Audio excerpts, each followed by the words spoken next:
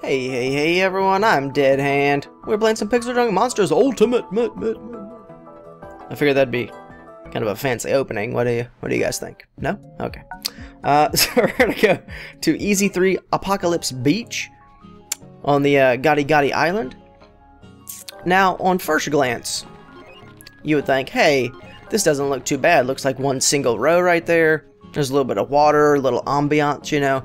Got plenty of spots to throw some towers. That is incorrect. As you will see shortly, we have 20 waves, and we have a whole ass ton of bad guys coming in from the beach. Flyers. And it is a metric ass ton, which is more than a standard ass ton. I think a couple of the waves are comprised of just like 50 guys flying in. So we will get to this shortly. That means we are going to, like I said in the last episode, rely on archer towers a lot. Or bow and arrow towers. I think I always call them archer towers. We got some regular old Goombas coming in. They're not the big deal. As you can see, our next wave, we will start the flyers already. And I'm going to have to start just throwing anti-air towers all over the place. Hopefully by the end of the map, I will have anti-air towers on every single plant. that would make it easiest. And then of corn, that doesn't make sense. And then of course we have to plan for our giant big guy at the end of the episode, the Golden Tiki God.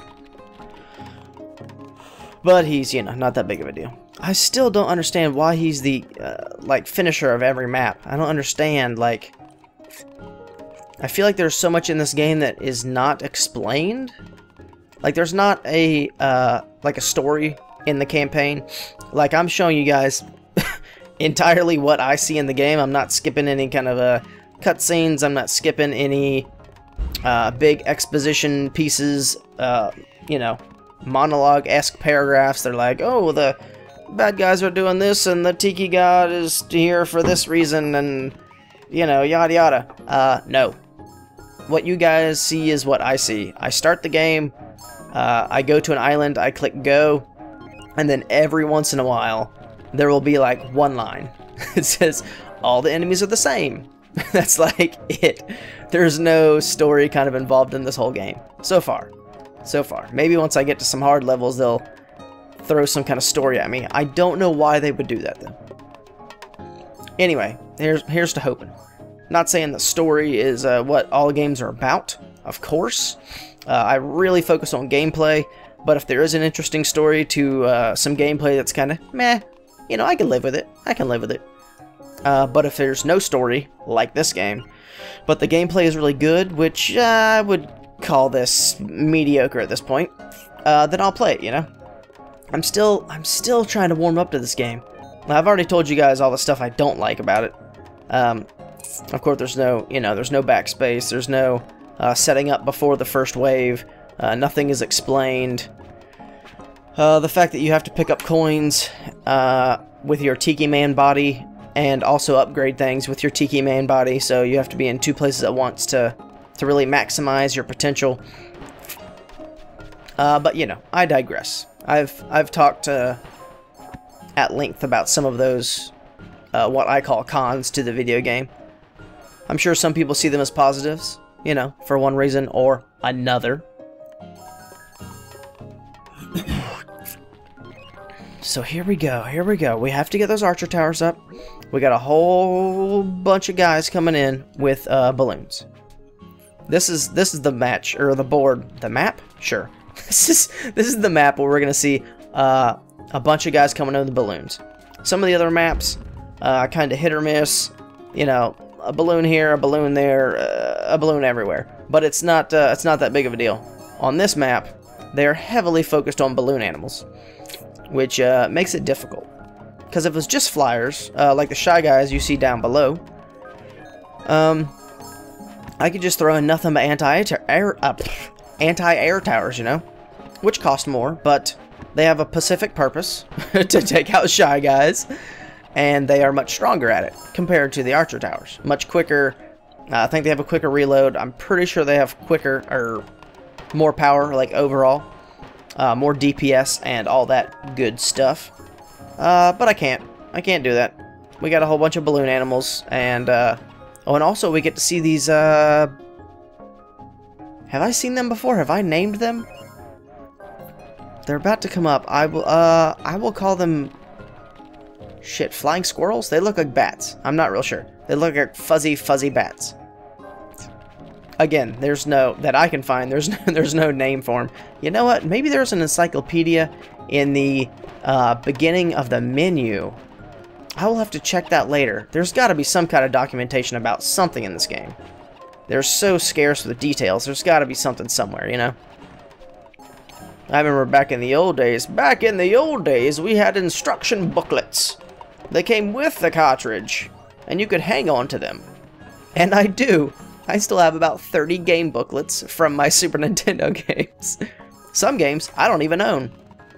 Or I used to. I still have the instruction booklet to Super Metroid. And Super Metroid is a fantastic game. But for some reason, I used to own it. I think the game came out in like 93 or 94. And I played it. I don't think I ever beat it. Ever. I think we've discussed that. I used to not finish games at all. And then it just, it's gone. I don't know if I lent it to my cousin, and then, like, she forgot it was mine, or she lost it, or I don't know if I lent it to some of my friends back in the middle school days or high school days, and they lost it or forgot they had it. For some reason, I have the booklet, I have the memories of playing it, but I don't have the game. That makes me sad. That's gotta be, not a personal favorite of mine,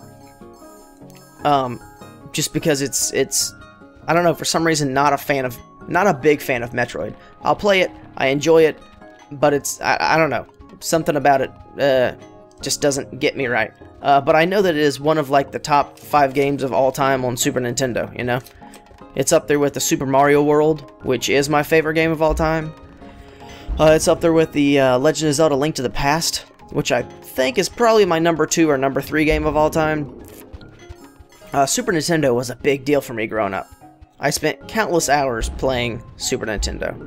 And if you guys have ever played Soul Blazer on Super Nintendo, actually I may have even mentioned this in one of my really old Isaac videos, the original.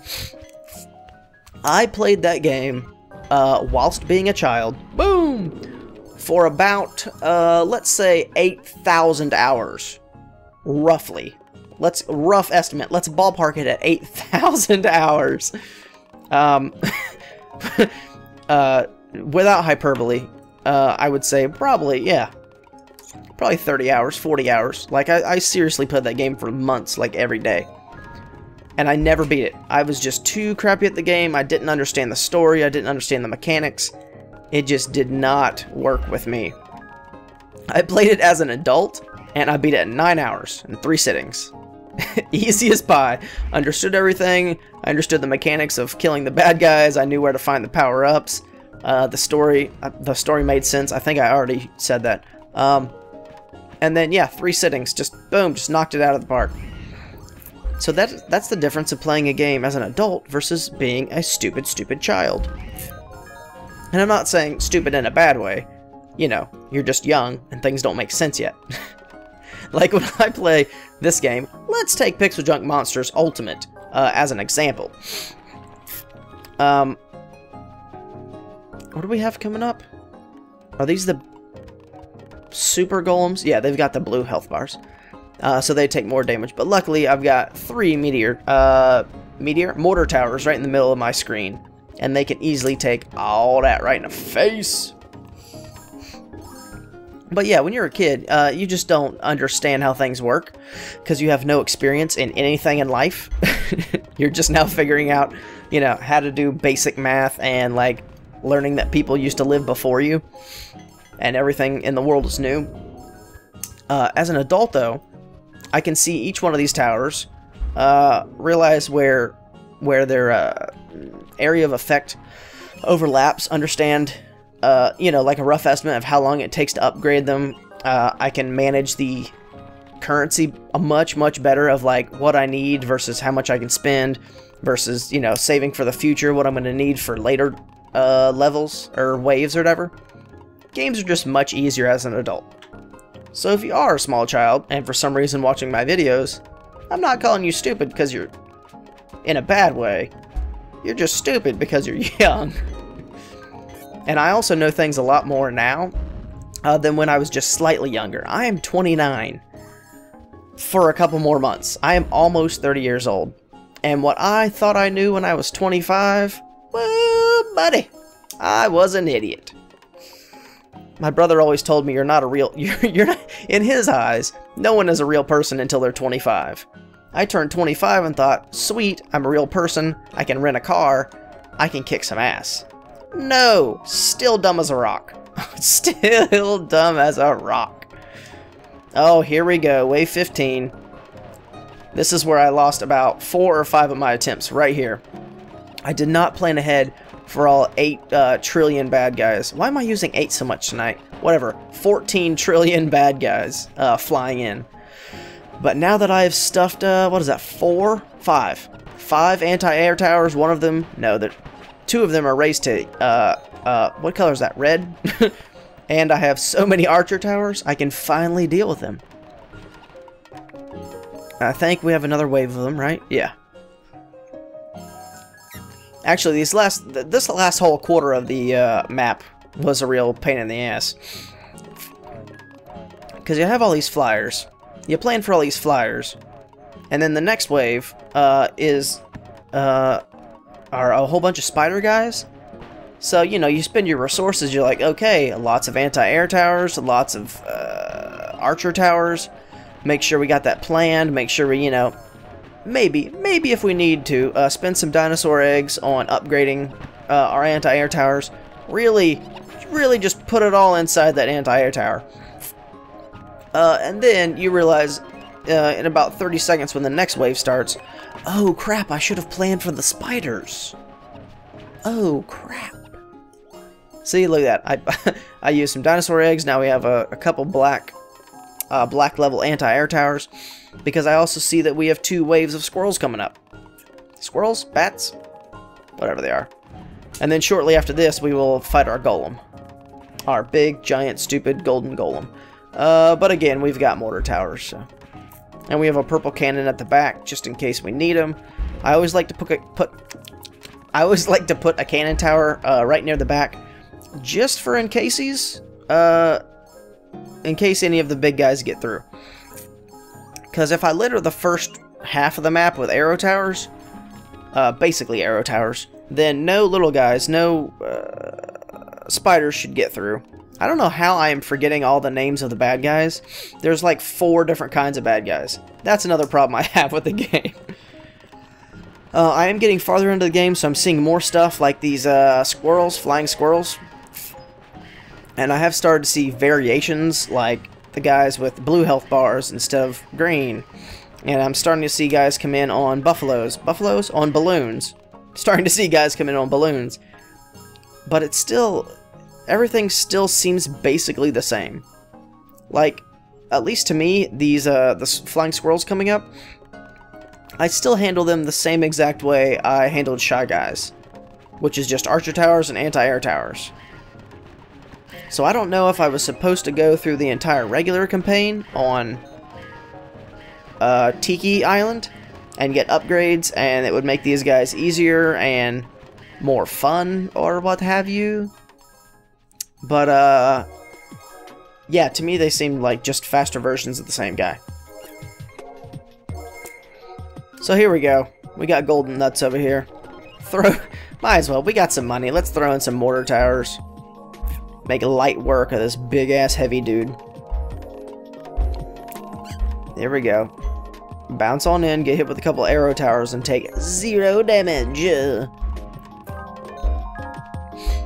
Mortar's doing it up. We got plenty of range. So by the time he gets to the end of the first clump, where all the mortar towers are, he will have been taking damage from the mortar towers for like an entire 30 seconds, 45 seconds, something absurd. I mean, I'm glad they don't make him really difficult, because you plan ahead for him, you know, during the last part of the wave, you plan ahead for him, And if he was like super quick, and you didn't have time to like plan for him in the last wave, if like you forgot about it for some reason, like I'm doing now, adding a couple extra towers just in case, then you would be effed, and you'd lose a lot of your attempts on the last wave with this guy. So I'm glad he's just like a big mouthpiece, centerpiece, scapegoat. What's the word I'm looking for? Comment down below if you know what word I'm looking for. He's the big you know, he's the figurehead. He actually looks like a figurehead, so maybe that's the word I'm looking for. So we got our rainbow. Boom! We unlocked another challenge map, which we will eventually get to sometime. I hope you guys enjoyed that episode. We can now see we have 7. We need 7 rainbows to get past that. We can now see that we have special 1 air raid sirens. But we'll probably get to that later. And we can go to medium on It's a Trap! So you guys have a wonderful night. Subscribe, like, comment, follow me on the Twitters at DeadhandLP. I'm really glad you guys are liking the Tower Defense series, or, you know, sets of games that I do. And I will be back tomorrow with more Pixel Junk Monsters Ultimate. Peace out!